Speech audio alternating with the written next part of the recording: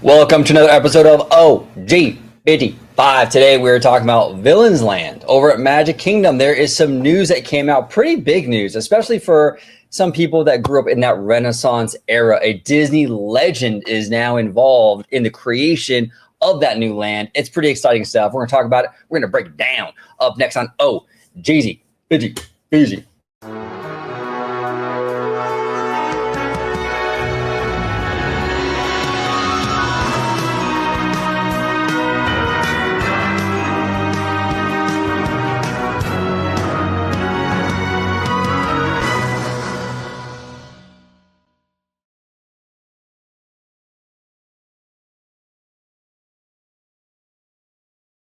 Welcome aboard, everybody, to another episode of OG55. Today, we're talking all about Villains Land and some big news developing in regards to the creation of that new land. Before we dive in, though, I want to introduce the Italiano. He's back on the show. We've been away from the channel for a few days. We had a busy weekend. You know, we were doing some Disney, doing some all kinds of stuff this weekend, but we are back, ready to rock and roll. George, where can everybody find you on social media? Absolutely, and it's great to be back and talking shop with you as always. If you'd like to find me on social media, you could do so right here on Orange Grove 55 with Citrus Corner, with all that sweet, juicy, but sometimes sticky Disney news and info. And you can find me on my new YouTube channel, Citrico Central, sister channel to Orange Grove 55. There he is. All right, here we go. We're going to talk about this news. This is courtesy of our friends over at Laughing Place. Big shout out to Doobie and Rebecca. They are amazing, amazing people over there. We love them. So big shout out to them. But it says here, Deja knows best. The Disney legend called in to help create Villains Land at Magic Kingdom, considering he is responsible for 3 key villains in the pantheon of Disney baddies. I know our friend Peter is going to... Not that kind of baddie, Peter. Not that kind of baddie. You know what I'm saying? But in the pantheon of Disney baddies, it makes sense. If you're creating a land dedicated to Disney villains, like the one coming to Magic Kingdom, who better to call upon than a Disney legend responsible for handcrafting some of the most popular vile characters that we have come to know and love. What's happening is a special panel was held over the weekend at San Diego Comic-Con with the iconic animator Andreas Deja celebrating the Disney villains. If you don't know his name, you would recognize his work. Deja was a supervising animator overseeing the animation of a number of Disney characters in what is commonly referred to as the Disney Renaissance, but most widely known for his work on 3 key Disney villains: Gaston from Beauty and the Beast, Jafar from Aladdin, Scar from The Lion King, and Bob Chapek, former CEO. No, just kidding. Just kidding. Afterwards, we were invited to a special Q&A session with Disney legend, where he confirmed that his expertise crafting the big bads of the Disney animated worlds have been called upon to create these worlds in real life for the upcoming Villains Land at Magic Kingdom. And I am so sorry. I'm drinking tea, and some of the little tea things got in there, and it went down the wrong way. But at first, I thought you were getting a little choked up there for the baddies, bro. For the baddies, yeah, you know what I'm saying? You know, or, you know, hey, you know, it's the Disney adult thing, right? We all cry when we talk about Disney, you know what I'm saying? It's an emotional thing for us. But George, what do you think about this? Andres Deja, supervising animator, Disney legend. I mean, this guy was an integral part to our childhoods. You know, I've said many times here on the channel that Disney animation is what got me into all this stuff, man. It was that Renaissance era that got me into Disney. It wasn't the theme parks. The theme parks were ancillary for me.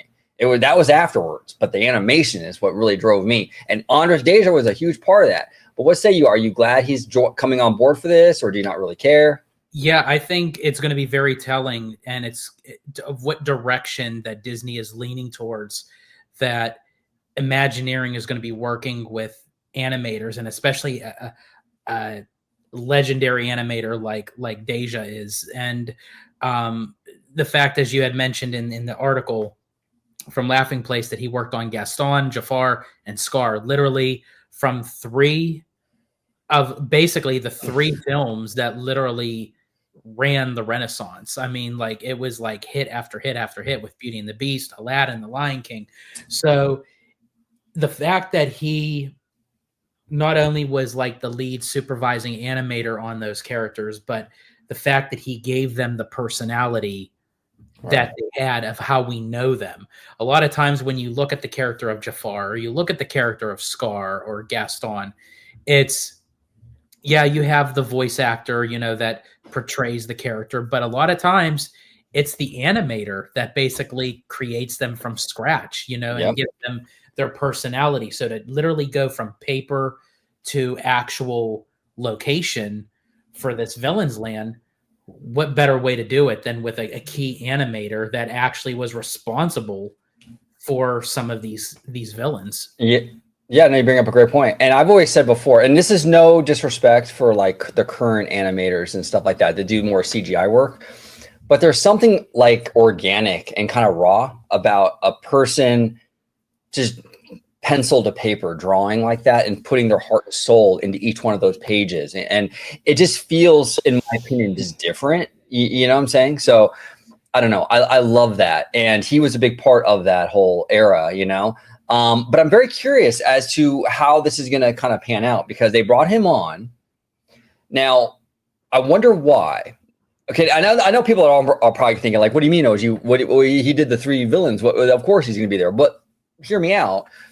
Why though? Like, why do you need Andreas Deja, right? So there's a lot of cool stuff that could be happening here. Number one, we could see some original animation, some hand-drawn animation that he will be obviously doing or heading up, that will be part of the attractions. Okay, that's a huge possibility. Look, we live in a day and age now where there's going to be animatronics in this land, almost certainly. But there's probably going to be some screen-based stuff too, almost certainly as well. They're going to utilize all these tools in their toolbox, like Rise of the Resistance, right? If you're utilizing screen-based stuff, maybe they'll utilize hand-drawn Scar or hand-drawn Jafar in some of these show scenes or elements. So they might use him for actual animation. They might utilize him to kind of consult on like, how would this villain sort of like move through this environment for maybe like character meet and greets. Maybe there'll be like some sort of Scar walk around character or something. And they got to consult with Andreas to see how that character might move if you were to take that character into more of a physical thing, right? So the possibilities here are endless, and I'm just guessing. I'm saying I'm totally just like spitballing right now, but I'm very curious as to what it is that they really actually need him for. I mean, they have an animation studio and very capable people that could do, I mean, I'm sure great animation or whatever, but they brought on Andreas Deja. So that's encouraging. And I'm just kind of curious as to what role he has exactly, more specifically with the creation of this land. So what do you think? I mean, in terms of like speculating all that. Yeah. And from what I understand, and correct me if I'm wrong, I believe Andreas Deja is retired from Disney Animation. I think that they bring him on for like consulting purposes. Right. I know he like teaches classes and he mentors a lot of new upcoming animators. I also think he does a lot of work into the Cal Arts. But as far as like actually like a cemented animator in the studio, I don't believe he does that anymore. So the fact that they actually called upon him, yeah, I would think it was definitely something significant. I would think it would have to be with something of how to get like the personality of these villains, because I think with the 3 that he worked on, they may be incorporating them a little bit more. So it's like, while they still have an animator around who basically created them, how do we get that personality? How do we get that fluid movement like in the attraction, whether it's, as you had mentioned, in an audio animatronic, if it's a walk-around character, if it's actually screen-based animation. And I have a funny feeling that if it has to do with anything, it's definitely with the dark ride, the e-ticket ride. I would agree. And it's like, it's very important, I think, to bring these people on when you're doing these kind of things. Like, look, regardless of what people think about John Lasseter and his personal stuff, right?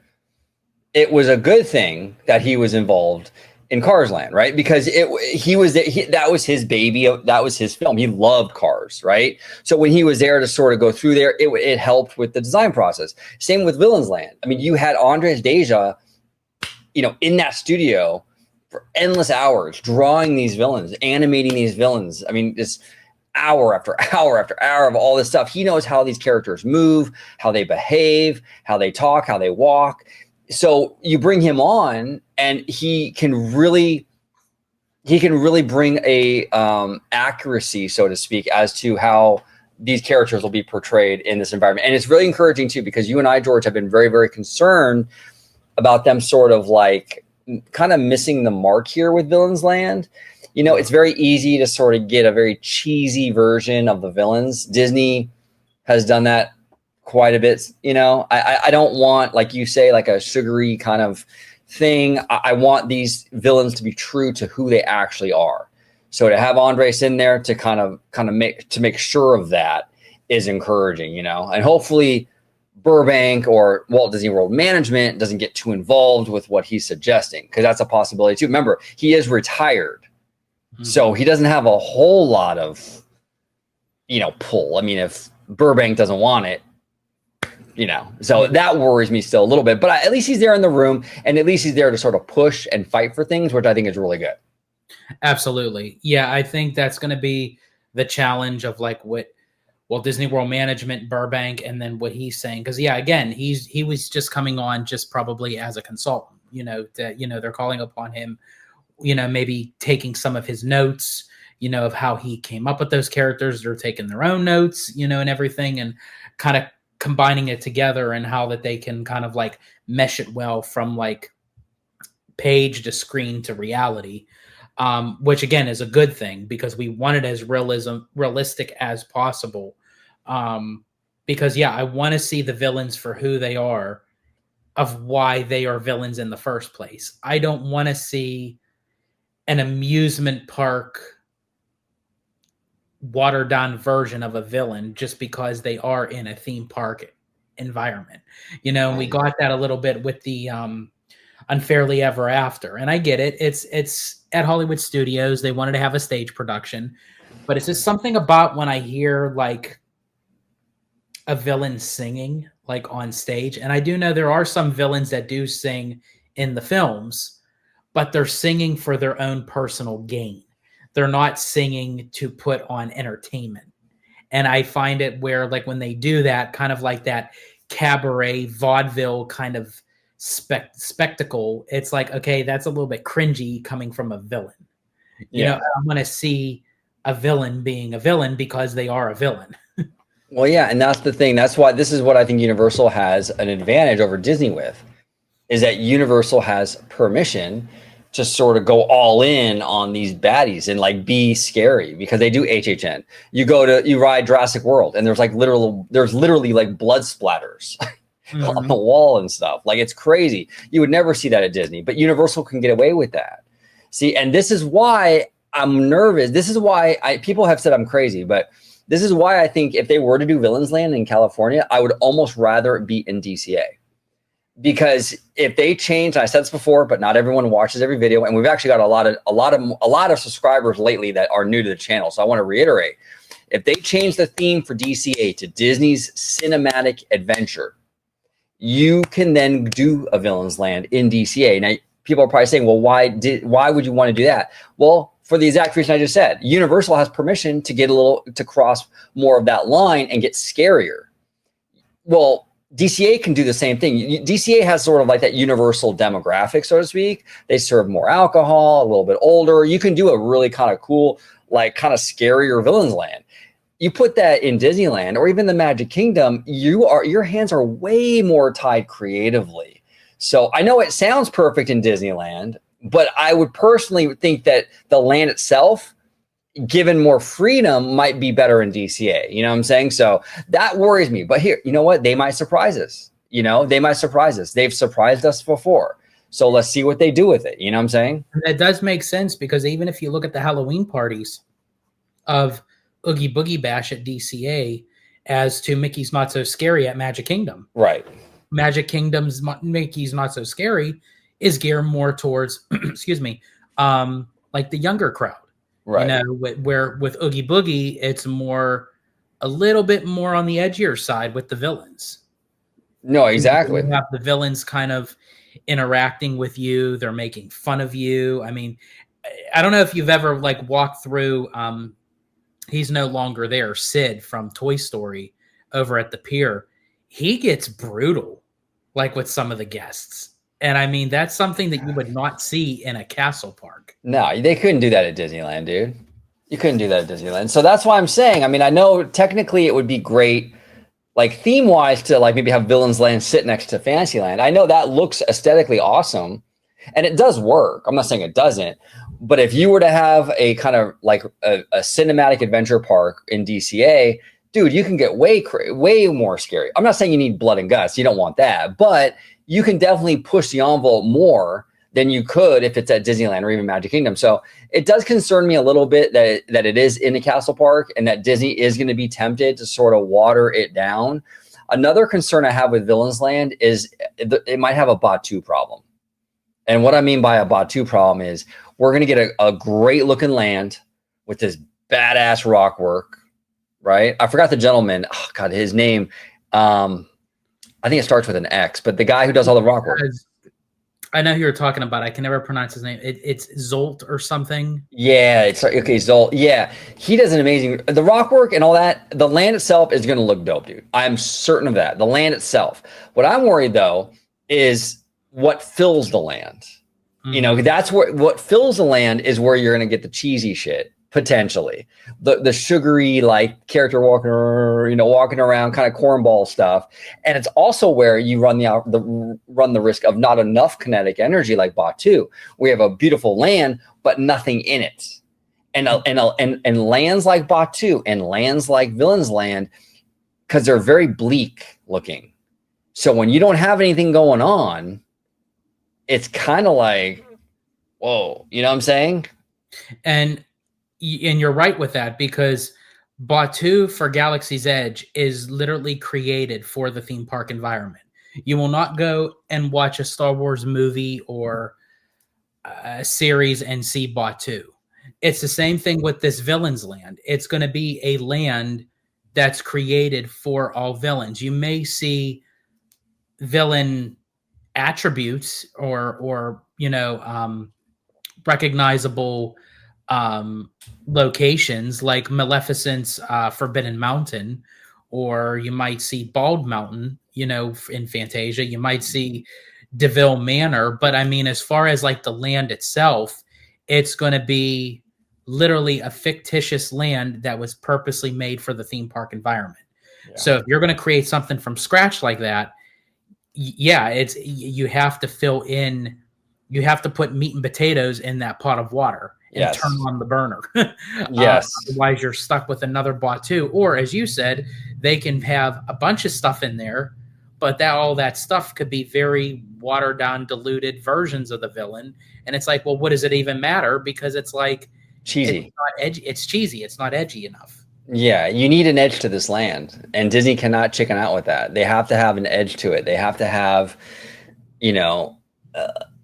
obviously look, everything within reason, and there's gray area to stuff like this in context, but like you obviously want a little bit of a scare factor here, like not HHN obviously, but you don't want to have it where you walk in and it's a bunch of like dopey looking villains. Like, I mean, honestly, I've even said, like, I don't think they should have the regular costumes that they use in the parades for this land.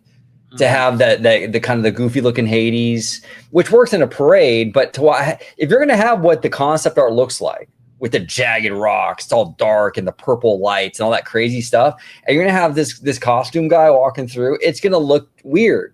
I want to see face characters. I want to see a little bit more realism with these characters or stuff like that. Characters that they use for Oogie Boogie Bash. Yes, 100%, dude, 100%. So I hope they're considering that as well. So we'll kind of see, dude. I mean, I'm excited for it. I'm very excited to see how it's going to all pan out. We're probably going to get more news on this at Destination D coming up soon. Mm-hmm. Yeah. I mean, things are moving. Things are moving very quickly. I mean, obviously they closed down the Rivers of America. They're going to dismantle the Liberty Bell boat. Tom Sawyer Island's gone. I mean, even though they're going to work on cars, but here's the thing: a lot of people are, however you feel about it, they have to work on cars first in order to lead into villains. Right. So they're already going on their first step forward. But yeah, I could definitely see more information definitely released for Destination D. And then, even more for D23 next year, which I'm for sure we'll already know like the ins and outs of it by then, because it'll be probably a couple more years it'll officially be open. Yeah, exactly. So we'll see, man. Um, I'm cautiously optimistic with this. You know, I think that they have a real opportunity here to hit a home run. And here's the thing: Dark Universe is amazing. From what I'm seeing, the Monsters ride looks dope, but the land and even the ride are not perfect, right? They're not perfect, and I don't think that's. I don't think it. I think it's impressing a lot of people, but I don't think it's as high as a lot of people were expecting. The land's kind of small. There are some issues with the theming and the netting on that werewolf coaster. Our friend Jared from Capture the Magic has mentioned, like, even in Monsters Unchained, you can see like a fold-out chair and all that stuff. Like there's spots where you're like kind of taken out of things a little bit, right? Nothing major, nothing that you can't really fix. But the land didn't turn out like a 12 out of 10, like we thought it would. Still very good though. I'm not shitting on it. You know what I'm saying? But why I bring that up though is because Disney has a real opportunity now. The bar isn't quite as high as we thought it was going to be with this comparison. You know what I'm saying? Yeah. So Disney can kind of come in now and really hit a home run, dude. And let's see if they do it. You know what I'm saying? So I think there's actually less pressure. Well, I don't know. I think there's a little less pressure with Villains Land in comparison to Dark Universe than there was with building a new Spider-Man ride compared to the Spider-Man IOA. Because Spider-Man IOA was an absolute game-changing, industry-changing thing. I don't feel like Dark Universe is, though. Am I wrong for saying that? I mean, I think it sounds like a cool ride. Yeah. And all that, but I don't know if it's like Spider-Man legendary, like industry changing. You know what I'm saying? I don't know. Maybe I'm wrong, but what do you think? No, it definitely isn't. I love the ride, but I don't think it was what Spider-Man was back in 1999, 2000, when it won countless awards for like best, immersive theme park ride in the world. I think it had a bigger impact. And look, Dark Universe is still new, so I don't want to jump the gun here completely. But I just feel like Spider-Man was a different beast. It was kind of like this lightning in a bottle, crazy thing. Well, and we already kind of got the feel of a Kuka arm, even though it is a little bit different than Forbidden Journey. It still gives you that sensation. It is a little bit more smoother than Forbidden Journey, definitely, and you don't feel as pushed back in the seat. But nonetheless, it is a Kuka arm ride vehicle. We got it in Forbidden Journey. We now got it for Dark Universe. We're going to get it for Stark Flight Lab out here in DCA. So, I mean, I think at the time with Spider-Man, it was a new technological and enhanced vehicle that we haven't seen before at that time. Yeah. Yeah. So. Yeah. I think Spider-Man and Wizarding World, the first one. Yeah. I think changed the game. I am very curious to see what kind of ride vehicle these are going to be in Villains Land.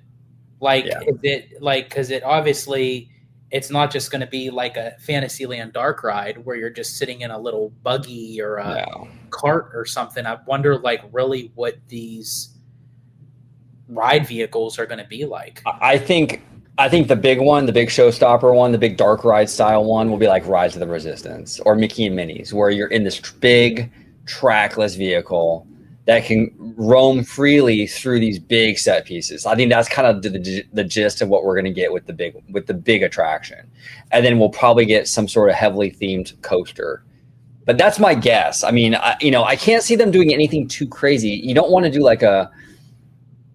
like for the main ride, the e-ticket ride, I don't think you want to go crazier than Rise of the Resistance. You want to have families be able to ride this thing. You think they could maybe do something even along the lines of like Ministry of Magic? Now, I know you never experienced Ministry of Magic yet, but it's one big vehicle where everybody is together and you get these immersive show scenes. Yeah, I could see something like that. And that ride you were telling me isn't like too crazy.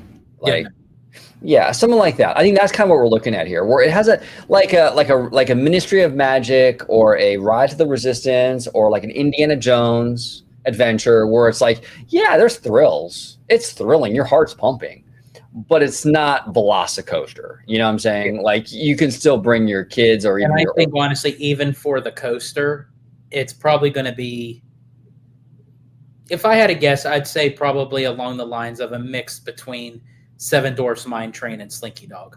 Really? Okay, that's interesting. I was thinking a little bit more intense for that one. Like Cosmic Rewind. Yeah, something like that, where it's like family still, but it's not. It has some teeth to it. I don't know why. I have a feeling for that one they might go a little, but I could be wrong. Again, we're just speculating. You know what I'm saying? That's interesting. Yeah, we'll see. But Slinky Dog surprised me, dude. I mean, that one kind of moves, man. Oh, Slinky Dog, like that borders. Yeah, I was like, okay, this is pretty fast, dude. Like, people probably think I'm such a pussy, bro. No, because But it is kind of. No, because you've said it. Jared said it.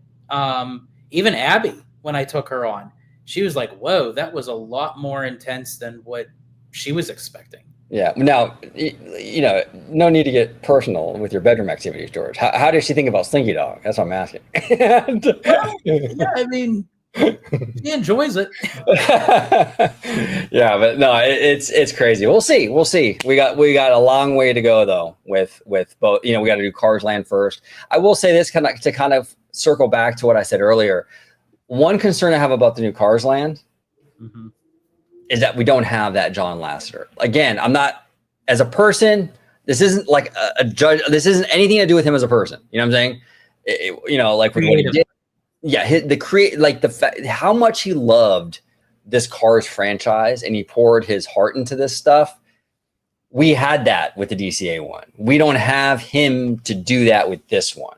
It doesn't mean it's not going to be good, because we didn't have Walt Disney for Beauty and the Beast either. But it was still one of the best movies they ever did, even without Walt, right? So I'm not saying that Cars Land is not going to be good, but it is concerning that we don't have someone with that level of passion for this particular franchise on board. Now, I want to make it clear, because I don't want people to jump on me saying, like, you think it's going to suck. I don't think it's going to suck. I'm actually very optimistic, but I'm just saying that is a concern to some degree that we don't have him on board, because I don't think anyone at Pixar, as far as I know, is into that franchise like he was. You know what I'm saying? Mm-hmm. And the other thing too, that all eyes are going to be on Disney with Cars and Villains, is because of what those two areas are replacing. Yes. And Disney knows the backlash that would it cause. So they're going to have to bring their A game and go on full cylinders all the way from the start of Cars to the end of Villains. They have to deliver on this. They got to deliver. They got to deliver. Disney might not be pregnant, but they got to deliver. You know what I'm saying? They got to deliver. But the Italiano, I want to thank you for joining, talking Villains today. Everybody, we are back. We had a little bit of a hiatus. We had a really good weekend and everything, had a lot of fun. Really, you know, hung out with George, hung out with Abby, hung out with Mr. Oweba. It was a really good weekend. But we're back in the house, and we got some good stuff coming this week for sure. We got a Hey Bricky reaction. That's going to be crazy. And we got a lot of other great stuff. But George, where can everybody find you on social media, sir? Absolutely. You can find me right here on Orange Grove 55 with Citrus Corner, with all that sweet, juicy, but sometimes sticky Disney news and info. And you could also find me on my new YouTube channel, Citrico Central, sister channel to Orange Grove 55. Boom, boom. All right, everybody, comment down below. We would love to hear from you. Thank you so much for watching this episode of Orange Grove 55. Until the next. Don't forget to subscribe to OG55 and become a member today.